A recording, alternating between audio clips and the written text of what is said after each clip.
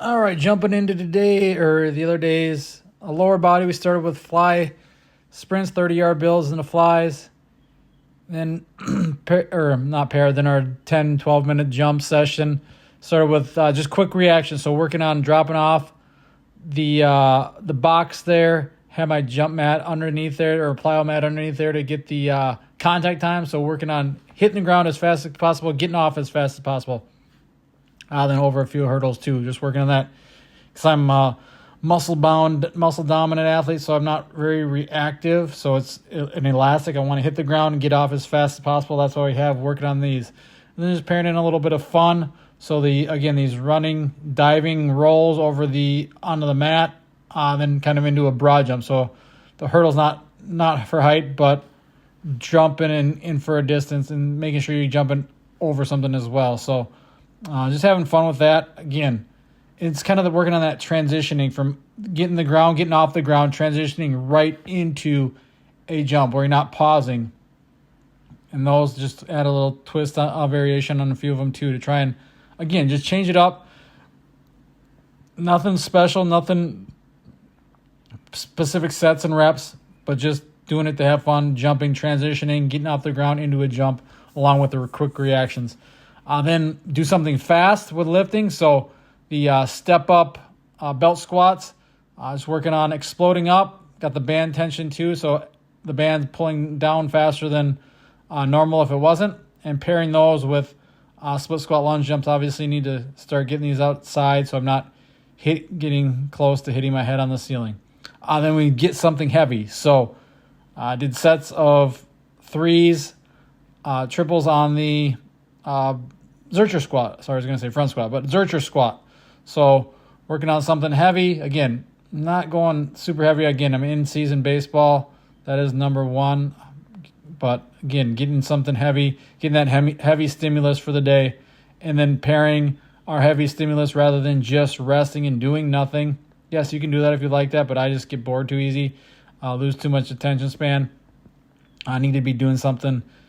So I do the spine bend. So saw these from Range of Motion on Instagram, just putting your feet against the wall, doing a back bend. Kind of just pushing feet into the wall, pushing your shoulders forward.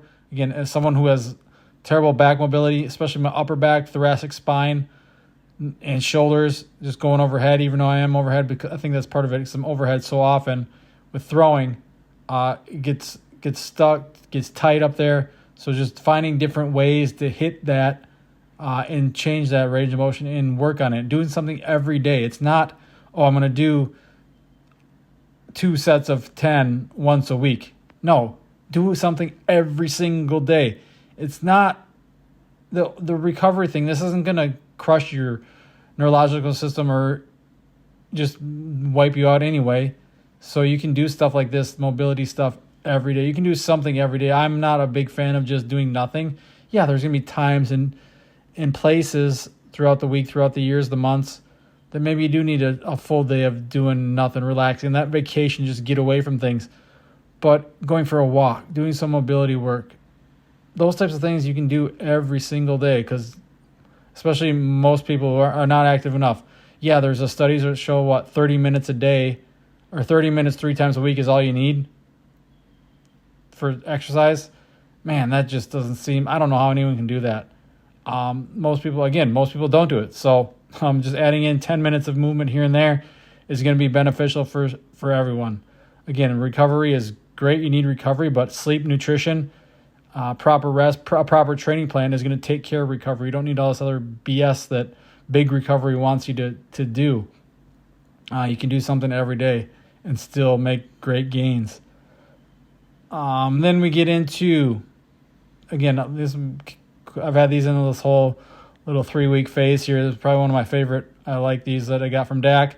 Again, the supine on our back, hamstring, straight leg impulses. So going heavy, not as fast as possible. We're just quick. Yes, they're quick, but we're focusing on that impact, on that high rate of force, but it's not rapid. It's boom, relax, boom, relax, boom, relax.